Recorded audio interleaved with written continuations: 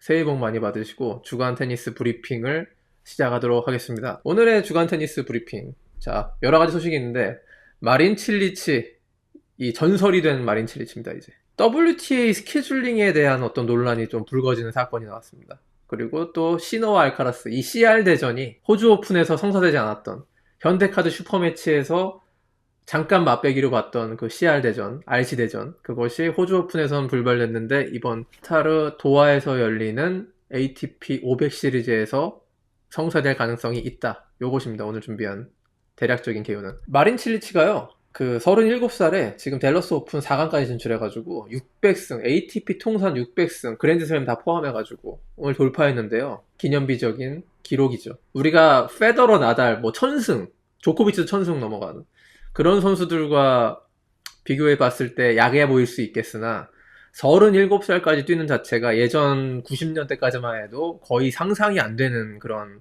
선수 수명이고, 은근과 끈기로 37살까지 투어에서 단념하지 않고 계속해서 정진을 거듭한 끝에 600승을 돌파했다고. 또 댈러스 오픈에서, 물론 댈러스 오픈의 그 어떤 뎁스, 선수층 이런 것들이 약하긴 합니다만 저 마지막 불꽃을 태우면서 600승까지 올라오는 건 굉장한 개가다라고 할 수 있고요. 이와 동시에 스탄 바브린카 역시 이번 호주 오픈, 그 다음에 그 유나이티드 컵 이런 데서 굉장히 올 시즌 은퇴를 공식화하고 올 시즌이 이제 마지막이다라는 거를 공언한 스탄 바브린카가 40살이 넘어서 다시 톱백에 진출하는 그런 또 의미 있는 기록을 이번 주에 세웠습니다. 두 명, 마린 칠리치와 스탄 바브린카. 또 좀 확장하자면 노박 조코비치, 가엘 몽피스 이런 선수들이 30대 후반까지 뛰면서 얼마나 테니스의 선수 생명을 연장시켰는가, 이것이 입증되었고, 이런 것들은 알게 모르게 지금 꿈나무들에게 큰 영향을 주죠. 우리가 테니스에서 성공을 30살이 넘어서도 할 수 있구나. 내가 20대 초반에 성과가 나지 않더라도 계속해서 열심히 노력하면은 20대 후반, 30대 초반에 전성기를 맞아가지고 30대 중반, 후반까지 계속해서 ATP 선수로 활동할 수 있구나라는 거를, 그런 인식을 갖게 하는 거죠. 어떻게 보면 테니스의 경쟁은 훨씬 더 강해지는 겁니다. 예전에는 22세에서 27세까지 전성기 쫙 하고 그 다음에 빠지는 게 추세였어요.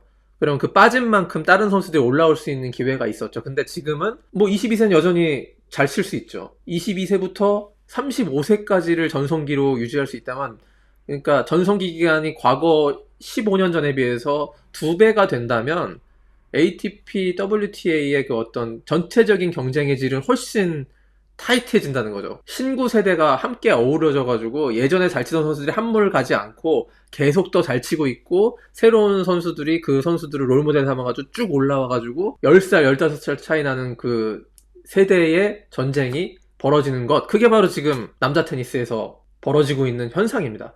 노박 조코비치와 야닉 시너, 알카라스가 서로 치고받는 이런 접전을 벌일 수 있는 신구 세대의 전장이 점점점 이게 확대가 되고 있는. 마린 칠리치가 20살짜리 저 러너티엔과 대결을 해가지고 이겼잖아요. 삼촌이 조카한테 이겼거든요. 보통 이 스포츠의 세계에서 삼촌이 조카한테 이기는 경우는 거의 없습니다. 근데 이거를 지금 끄떡없이 해내고 있는 게 바로 현재 2026년 ATP 남자 테니스의 현상이다. 그래서 조코비치와 함께 마린 칠리치가 현역으로는 유일하게 600승을 돌파했고요. 아까 보셨던 스탄 바브린카 같은 경우에는 600승이 안 돼 한 580승? 요 정도가 됐습니다. 아마 은퇴할 때까지, 40살에 이제 은퇴를 선언했는데 600승을 넘길 수 있을까? 요것도 관심이 될 것 같아요. 그래서 바브린카 역시 역대 최고령으로 톱백에 재진입한 그런 케이스가 되겠고. 그래서 요 선수들의 의미는 무엇이냐면요. 이 빅4, 칠리치나 바브린카를 평가할 때는 빅3 시대라고 묘사하면 조금 부족합니다. 왜냐면 2017년까지는, 2010년부터 2017년 한 7, 8년 정도는 빅4의 시대였거든요. 여기에 분명히 앤디 머리도 나달, 페더러, 조코비치와 함께 강력한 4강을 형성하는 영역에 있었습니다. 그래서 빅4 시대에 그들보다 한 단계 낮은 뭐 인간계 수문장이라고 하는 뭐 베르디우, 송가, 다비드 페레르 이런 선수들이 있지만, 이 선수들은 그 시절의 꾸준함에 있어서는 칠리치나 바브린카보다 나았을 수 있지만, 성적의 꾸준함 1년 내내 메이저 챔피언까지는 오르지 못했거든요. 송가도 메이저 대회 결승에 한 번, 그다음 페레르도 메이저 대회 결승에 한 번 올랐고, 그리고 베르디우도 메이저 대회 결승 윈블던에 오르긴 했었습니다만, 요 선수들이 이루지 못한 것을, 그 빅4의 그 엄청난 장벽을 뚫고 기어이 메이저 챔피언까지 차지한 아주 대단한 선수들이라는 겁니다. 그게 바로 2009년 US 오픈 결승전에서 페더러를 물리친 델 포트로, 그리고 스탄 바브린카, 그 조코비치, 나달, 페더러의 서슬퍼런 시절에 그들의 전성기에 가까웠던 그때를 뚫고 순수한 힘으로 메이저 대회를 3번이나 우승한 스탄 바브린카. 역시 빅4 시대 다음 가는 바로 5등은 바브린카라고 볼 수 있겠고요. 그 다음에 이제 우리가 2014년 US 오픈에서 우승한 마린 칠리치를 꼽을 수가 있는 것입니다. 그래서 저는 칠리치가 2014년 US 오픈은 칠리치에게 가장 최고의 대회라고 할 수가 있겠는데, 그때 저는 칠리치가 2014년 US 오픈 당시의 경기력을 그 전에도 그랬고 그 이후에도 그랬고 한 번도 보여준 적이 없습니다. 그 2014년 당시에 US 오픈 경기력을 이후에도 보여줬다면 저는 뭐 빅5가 될 수 있지 않았을까. 칠리치의 진짜 순수 기량이, 물론 그 한 대회로 국한시켜야겠지만 그때는 분명히 빅3를 이겼을 정도의 실력이었다. 준결승전에서 로저 페더러, 물론 페더러가 8강전에서 가일 몽피스와 5세트 접전을 치르고 오긴 했습니다. 그렇지만 페더러를 US 오픈, 당시까지만 하더라도 US 오픈에서 정말 페더러 잘 쳤거든요.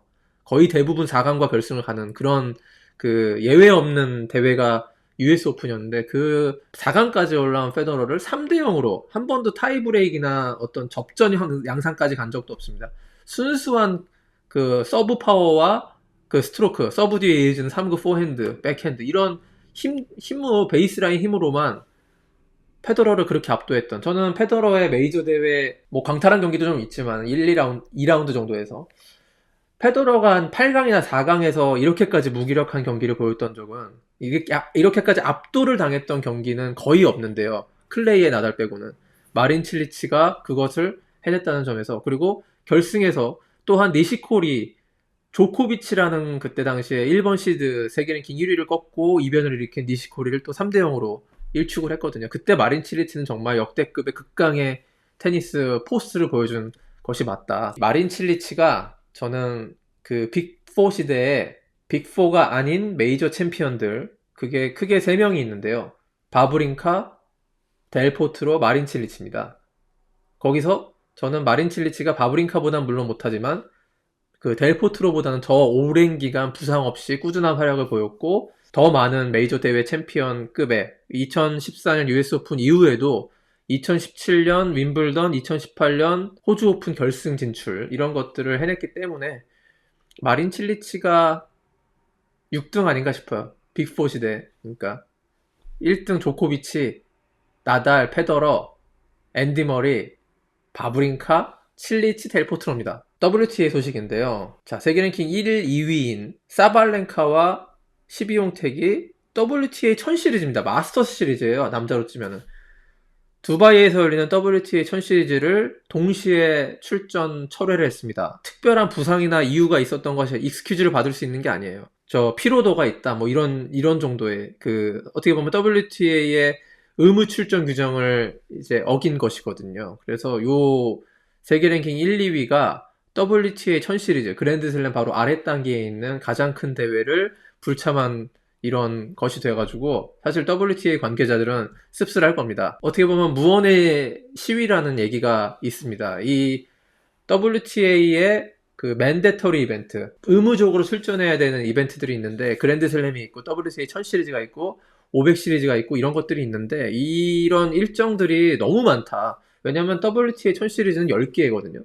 남자 마스터스 시리즈가 9개인데 이건 WTA 1000 시리즈 10개고 그 500 시리즈도 6개가 돼 있어요. 그래서 여기에 굉장히 의무 출전해야 되는 그런 대회들이 너무 많은 것이 아니냐, 이런 불만을 제기했었던지 오래되고, 여자 같은 경우에는 뭐 이거 남녀 차별 이거는 아니지만은 확실히 힘들잖아요. 여자가 이 남자와 거의 똑같은 그 매주 들어갔다 나오고 이런 일정들을 소화하는 게 여자라는 신체적인 조건 속에서 굉장히 어렵다라는 걸 많이 호소하고 있고, 실제로 여자 선수들이 건강 관리에 실패해서 제 컨디션을 내지 못해서 랭킹이 떨어지는 경우, 뭐 리바키나도 그랬고 적지 않기 때문에 이런 그 컴플레인이 실제로 대회 주최 측 그리고 WTA 그리고 선수들의 입장이 굉장히 좀 첨예하게 맞서 있습니다. 특히 이번에 지금 2월 달에 열리는 WTA 1000 시리즈를 지금 이게 두 번째예요. 지금 도하에서 열리고 있잖아요. 1000 시리즈가. 이 두 번째 1000 시리즈인데 1000 시리즈가 남자만 하더라도 호주 오픈이 끝나면은 두 달에 한 달 이상의 그 여유 기간이 있습니다. 3월 달에 이제 첫 번째 마스터스 시리즈인 인디언 웰스가 시작하잖아요. 2월 한 달은 그 소규모 대회가 열리는 것이죠. 그래서 톱 랭커들은 2월 달에 재정비를 할 수 있는 시간이 사실상 주어지는 것입니다. 조코비치도 그렇고 시노 알카라스도 그렇고 뭐 선택의 여지예요. 그렇지만 WTA 1000 시리즈는 랭킹 포인트와 상금이 많기 때문에 이걸 거르기는 그런데 이걸 호주 오픈 끝나고 거의 휴식이 없이 일주일만 비워놓고 바로 카타르 1000 시리즈가 열렸고요. 그 다음에 또 이어서 두바이 1000 시리즈 열리기 때문에 요 일정은 톱 랭커들이 그 세계 1위, 2위를 수성해야 되기 때문에 굉장히 많은 준비가 필요하거든요. 이런 선수들이 휴식 없는 강행군을 하기에는 좀 무리가 아니냐. 요런 일정이 WTA가 좀 욕심을 내는 것이 아니냐. 너무 WTA 1000 시리즈를 남발하는 것이 아니냐. 사실 코리아 오픈도 예전에 250에서 500으로 그냥 자동 승격이 됐는데 뭐 그게 500 시리즈를 치를 만큼의 대회 여건은 아니었는데 이렇게 WTA가 조금 상품 가치를 높이기 위해서 모든 대회에 그 우승 상금을 높이고 그런 과정 속에서 무리한 욕심을 내는 것이 아니냐 이런 목소리가 있습니다. 저는 좀 공감하는 편이고요. 호주 오픈 끝나고 2월 달에 마스터스 1000 시리즈 같은 거를 연속으로 중동의 그 중동 지역 테니스의 목소리를 반영해서 이런 대회들이 있는 것인데 선수들 입장은 그렇지 않을 것 같아요. 1000 시리즈라고 붙여놨는데 세계 랭킹 1, 2위가 빠지면 그게 뭡니까?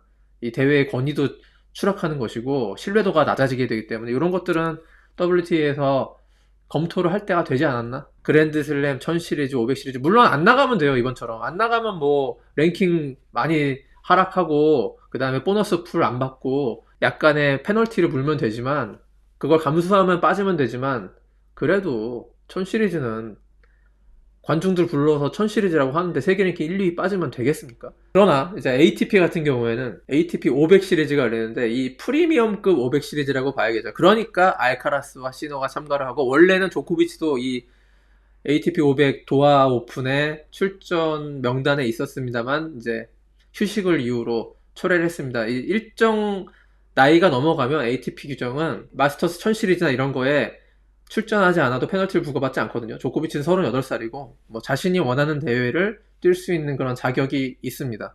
그래서 어쨌든 간에 조코비치가 빠져서 약간 아쉽긴 합니다만 호주 오픈 이후 압도적인 이 시대의 양강이라고 할 수 있는 알카라스와 시너가 다시 드로우에 이름을 올리는 그런 대회가 성사가 됐다. 아직까지 이 두 선수의 대회 철회 소식은 나오지 않고 있기 때문에 나온다고 봐야 되고 이 두 선수가 이 대회가 끝나고 3월에 시작되는 선샤인 더블, 인디언 웰스와 마이애미 마스터스. 여기서 이제 랭킹 포인트 경쟁이 있는 것이거든요. 인디언 웰스와 마이애미는 사실 클레이 코트를 앞두고 마지막으로 열리는 하드코트 대회인데 사실은 메이저 대회에 대한 워밍업, 그런 준비 과정과는 좀 거리가 멉니다.